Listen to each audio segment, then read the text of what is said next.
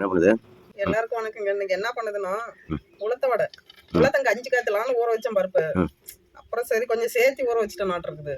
அதனால அது வேஸ்டா போயிருமேன்னு சொல்லிட்டு சரி 4 வடையே போட்டுருவோம் அப்படின்னு உளுத்த வடை செய்யறதுக்கு ஆரம்பிச்சேன்.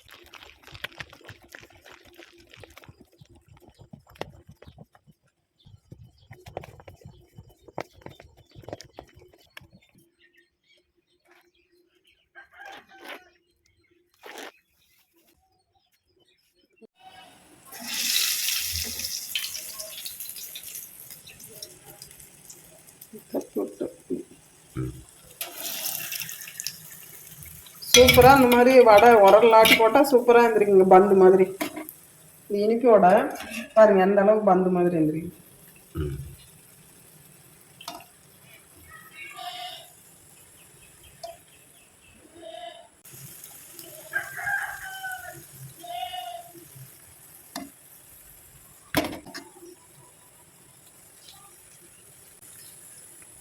ஓகே, எல்லாம் போட்டு எடுத்துங்க.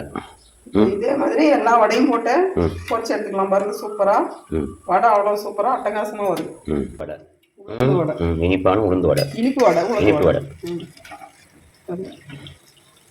சூப்பரா இருக்கு.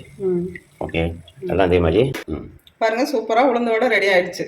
உரல் ஆட்டி செஞ்சாலே அது டேஸ்டாவும் இருக்கும், அதே சமயத்துல பஞ்சு போல சூப்பராவும் இருக்கும். ஓகேங்க, அடுத்த வீடியோல பார்க்கலாம். பாய் பாய்.